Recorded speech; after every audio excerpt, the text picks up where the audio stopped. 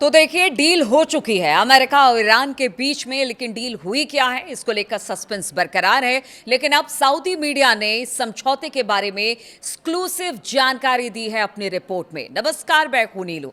तो बात आज इसी डील की होगी।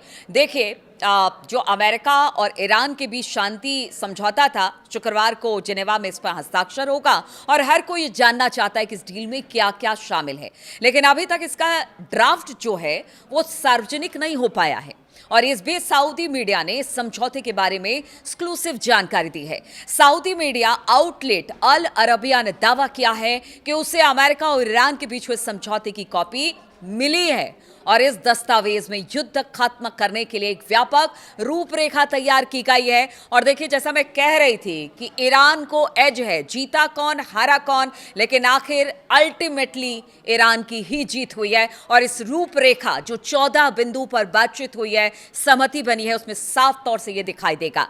पहली बात, जो पहला बिंदु अल अरबिया ने रखा है, अल अरबिया का दावा है कि इस ड्राफ्ट में लेबनान समेत सभी मोर्चों पर लड़ाई को तुरंत और हमेशा के लिए खत्म करने की बात कही गई है। साथ ही इसमें प्रतिबंधों में ढील, अमेरिकी सेना की वापसी और परमाणु प्रतिबद्धता से जुड़े कदम भी शामिल होंगे। यानी 2 कदम आप चलिए, 1 कदम हम चलेंगे, इस तरह की बात अब अल अरबिया ने अपनी रिपोर्ट में कहा है। यानी कि लेबनान के बॉर्डर पर जिस तरह से इजराइल या नेतन्याहू अड़े हुए हैं, अब उनकी बात को कैसे डील करेगा अमेरिका और कैसे संभालेगा नेतन्याहू को, ये तो अमेरिका के ऊपर है। क्योंकि जो 14 बिंदु पर बातचीत हुई है, सहमति हुई है, उसमें लेबनान में युद्ध करना और तमाम मोर्चों पर एक साथ लड़ाई खत्म करना शामिल बताया गया है। साथ ही इसमें प्रतिबंधों में ढील, यानी कि जिस तरह के प्रतिबंध ईरान पर पिछले काफी समय से लगे हुए थे, उस पर भी ढील की बात हुई है। तो इस तरह से ये पहला पॉइंट हो गया। अगर अल अरबिया की बात की जाए तो उन्होंने बताया कि समझौते के तहत अमेरिका ईरान पर नौसैनिक नाकेबंदी तत्काल हटा लेगा। और आज सुबह ऐसी ही तस्वीर सामने आई है जब बेखौफ होकर कुछ जहाज यहां से निकल गए हैं तेल और गैस को लेकर। कल भी हमने देखा था एक जहाज गया था जिस पर डोनाल्ड ट्रंप ने एक्स पर सोशल ट्रूथ पर लिखा था कि देखिए अब पुराने समय और पुराना दिन लौट आया है, जहाज यहां से निकल रहे हैं। और आज सुबह भी कुछ ऐसा ही देखने को मिला जहां पर बिना रोक टोक, बिना खौफ के यहां पर जो जहाज थे वो निकलते दिखाई दिए हैं। और इसलिए कहा यह जा रहा है कि देखिए, नाकेबंदी बहुत जल्द अमेरिका हटा लेगा और ईरानी समुद्री रास्ते में हस्तक्षेप खत्म कर देगा। इसमें यह भी कहा गया है कि अंतिम समझौते पर हस्ताक्षर होने के 1 महीने के भीतर भीतर अमेरिकी सेनाएं इस इलाके से हट जाएंगे। चूंकि देखिए 60 दिन का बातचीत का पूरा टाइम रखा गया है, हर एक मुद्दे पर बातचीत होगी, विस्तार से बातचीत होगी, पॉइंट दर पॉइंट बातचीत होगी, लेकिन 1 महीने के भीतर भीतर अमेरिका को नाकेबंदी यहां से हटानी पड़ेगी। अब अगर तीसरे बिंदु की बात की जाए तो ईरान और अमेरिका एक दूसरे की संप्रभुता और क्षेत्रीय अखंडता का सम्मान करेंगे और एक दूसरे के आंतरिक मामलों में दखल बिल्कुल नहीं देंगे।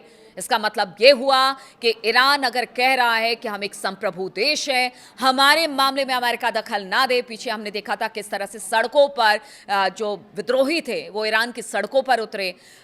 ईरान की सरकार ने कहा कि ये हमारा आंतरिक मामला है, हम इसको देख लेंगे, हम इसको खत्म करेंगे, हम बातचीत अपने लोगों से करेंगे, आप कौन होते हैं दखल देने वाले। क्योंकि डोनाल्ड ट्रंप ने कहा था कि आप लड़ते रहिए, हम आ रहे हैं।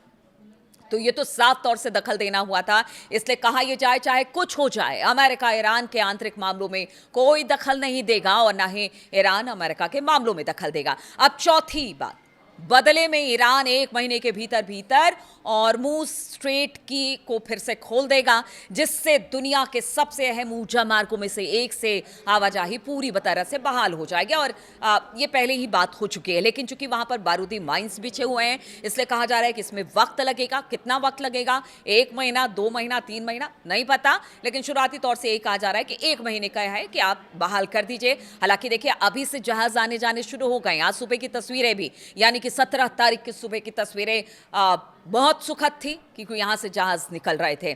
और इसलिए कहा यह जा रहा है कि एक जो अभी सेफ कॉरिडोर दिया था ईरान ने, उसी के जरिए अभी आगे बढ़े हैं, लेकिन पूरी तरह से हॉर्मुज़ स्ट्रेट खुलने में थोड़ा टाइम लगेगा।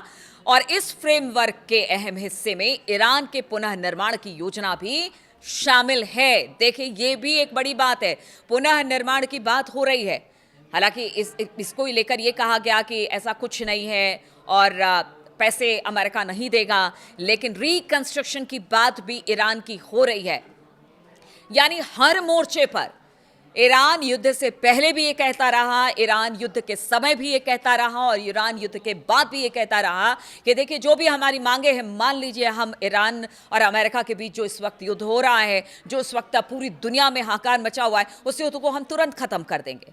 और देखिए जो नुकसान अमेरिका ने पहुंचाया ईरान में, अब उसको लेकर भी उसे भरपाई करनी होगी। और इस डील में ये जो रिकंस्ट्रक्शन की बात है उसका भी मुद्दा उठाया गया है और बताया जा रहा है कि इसके लिए पैसे मिलेंगे पुनः निर्माण के लिए ईरान के, और इसके लिए अमेरिका और क्षेत्रीय सहयोगी कम से कम $300 अरब की फंडिंग करेगा। हालांकि कल डिनायल मोड पर दिखाई दे रहा था, लेकिन अगर इस रिपोर्ट की बात की जाए तो इसमें साफ तौर से कहा गया है कि इस $300 अरब की फंडिंग की बात है ईरान के रिकंस्ट्रक्शन के लिए। हालांकि देखिए शुक्रवार तक का इंतजार करना पड़ेगा, अभी तो तरह तरह की रिपोर्ट आ रही है, लेकिन अगर इस रिपोर्ट की माने और जिस तरह से उन्होंने कहा है कि एक्सक्लूसिव रिपोर्ट है, तो फिर तो ये तो बहुत बड़ी बात होगी कि ईरान हर मोर्चे पर आगे बढ़ गया, अपनी बात मनवाने में कामयाब रहा। ईरान इसे युद्ध के हर जाने के रूप में प्रदर्शित कर रहा है और इस समझौते की पूरी तरह से ये छठा बिंदु है, इसको ध्यान रखिएगा। इस समझौते के पूरी तरह से लागू होने के बाद ईरान पर लगे अमेरिका के सभी मौजूदा प्रतिबंध हटा दिए जाएंगे। इसमें संयुक्त राष्ट्र सुरक्षा परिषद, यूएनएससी और इंटरनेशनल एटॉमिक एनर्जी एजेंसी यानी IAEA के उपायों से जुड़े प्रतिबंध भी शामिल बताए जा रहे हैं।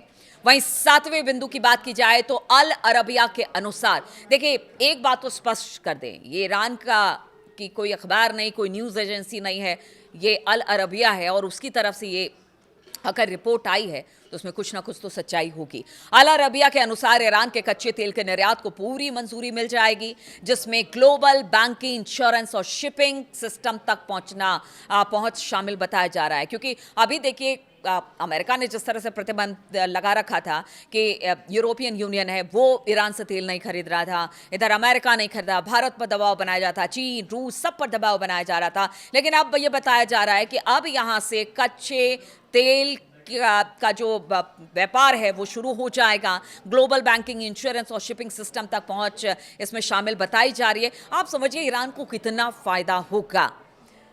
विदेशों में मौजूद ईरान की सभी फ्रीज की गई संपत्तियों को जारी किया जाएगा, ये 8वां बिंदु है और बताया जा रहा है कि इस पर भी सहमति बनी है और पूरी तरह से ये बताया जा रहा है कि जितने भी फ्रीज अकाउंट थे उसे अब उपलब्ध करा दिया जाएगा ईरान के लिए।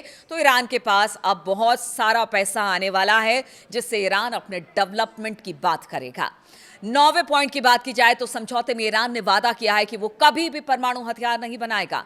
ईरान और अमेरिका इस बात पर सहमत हो गए कि जो इनरिच्ड यूरेनियम है और परमाणु से जुड़े कार्यक्रम जो इस वक्त चल रहे हैं उसमें आपसी सहमति वाले मुद्दों पर अंतिम समझौते में कोई एक ऐसे बिंदु पर पहुंचा जाए जिससे कि ये स्पष्ट हो जाए या फिर तमाम लगातार जो मॉनिटरिंग होती रहे कि हाँ वाकई ईरान परमाणु हथियार नहीं बना रहा है और उसको लेकर बातचीत आगे इन 60 दिनों में होगी, ये देखना होगा।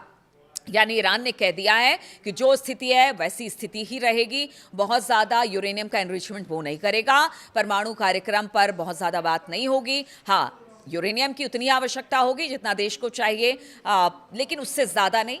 तो इस तरह की बातें हैं। हालांकि ये बात अभी निगोशिएशन टेबल पर है, बातचीत होगी, कई दौर की बातचीत होगी और ये चीज़ें स्पष्ट हो जाएंगी। यानी परमाणु कार्यक्रम आगे नहीं बढ़ाएगा ईरान, इस तरह की सहमति भी बनी है। और 10वां बिंदु, ईरान और अमेरिका इस बात पर सहमत है कि अंतिम समझौते को सफलतापूर्वक लागू करने और भविष्य की प्रतिबद्धताओं की निगरानी के लिए एक ऐसा तंत्र स्थापित, मतलब एक ऐसी टीम बनाई जाए जो कि इन सब की मॉनिटरिंग करे, ताकि कहीं भी कोई भी अपनी बात से पीछे हटता है तो उस बात को बताया जाए कि ये समझौता हुआ है और आपको इस समझौते पर काम करना है।